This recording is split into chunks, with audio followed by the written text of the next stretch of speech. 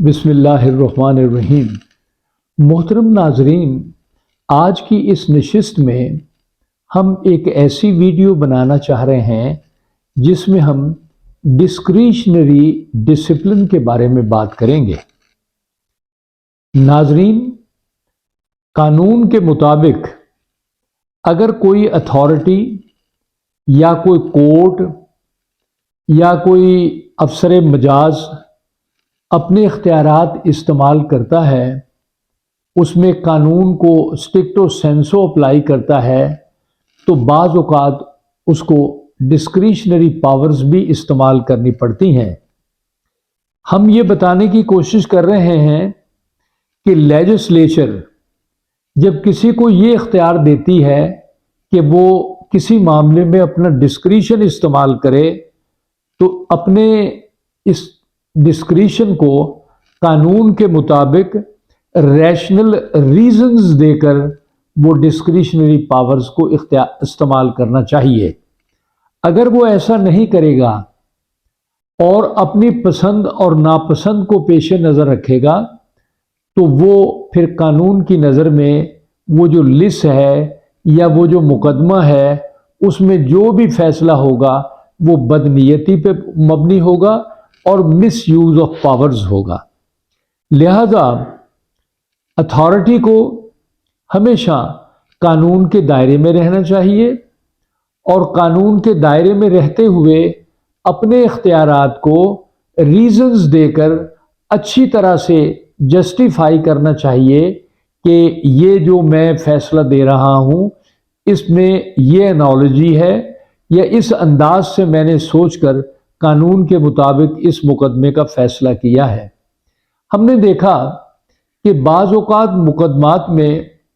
کئی چیزیں نہیں بھی لکھی ہوتی ہیں، لیکن جب وہ اس کا پلینٹ کا ٹوٹل ایفیکٹ دیکھا جاتا ہے تو پھر دیکھا جاتا ہے کہ اگر کوئی چیز مس ہو گئی ہے تو اس بنا پر اس کو ناک آؤٹ نہیں کیا جا سکتا کہ وہ بات لکھی نہیں، بلکہ تمام پلینٹ کا تاثر لے کر ڈسکریشنری ریلیف جو ہے اس آدمی کو دینا چاہیے اور وہ اس کا حقدار ہے۔ مختلف حالات میں انتہائی احتیاط سے ڈسکریشن کا استعمال کرنا بہت ضروری ہے، اور اس سلسلے میں ڈسکریشنل جو کنسسٹنسی ہے اس کو بھی برقرار رکھنا چاہیے to safeguard the exceptions. اس کے لیے 2022 MLD 1158 کا قانون ہے لاہور ہائی کورٹ کا، جس کو پیش نظر رکھا جا سکتا ہے۔ ڈسکریشنری ڈیسیژن جو ہیں وہ یک طرفہ یا بدنیتی پر مبنی نہیں ہوتے،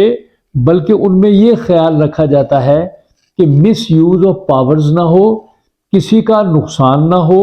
اور بہتر طریقے سے قانون سے جو کنکلوژن نکالا جا رہا ہے وہ بہتری کے لیے مقدمے میں استعمال کیا جائے۔ ہم نے یہ دیکھا کہ بعض اوقات ڈسکریشنری ریلیف جو ہے نہیں دیا جاتا، اور بعض اوقات ڈسکریشنری ریلیف جو ہے وہ زیادہ دے دیا جاتا ہے۔ اس کی مثال اس طرح لیتے ہیں کہ اگر کوئی شخص کوئی مقدمہ دائر کرتا ہے اور کچھ عرصے کے بعد یہ پتہ چلتا ہے کہ یہ پراپر فورم نہیں ہے، تو اس نے ویجیلنٹلی مقدمہ دائر کیا، ودن لمیٹیشن دائر کیا،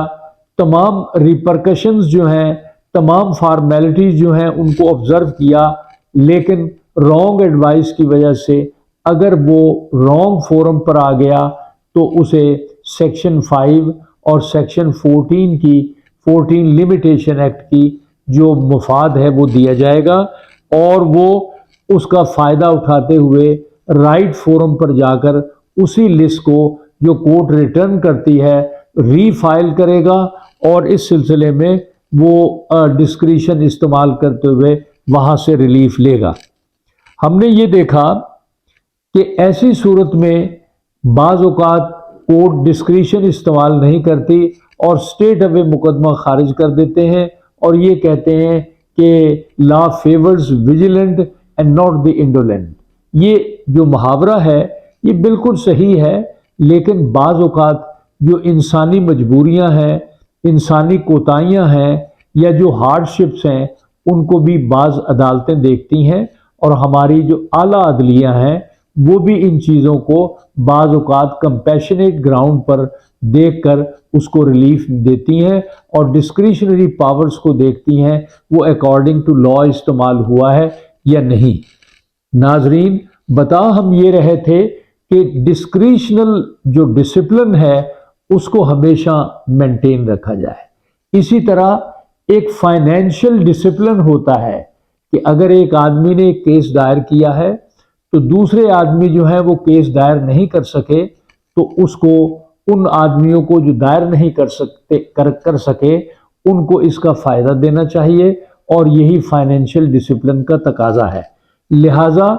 ہر معاملے میں لیجسلیچر کی جو انٹینشن ہے اس کو دیکھا جاتا ہے، اور یہ بھی دیکھا جاتا ہے کہ مختلف سرکمسٹانسز میں اس ڈسکریشن کو کس طرح استعمال کیا گیا ہے۔ ناظرین، ہماری اس ویڈیو کو اپریشیٹ فرمائیں اور لائک کریں۔ بہت شکریہ۔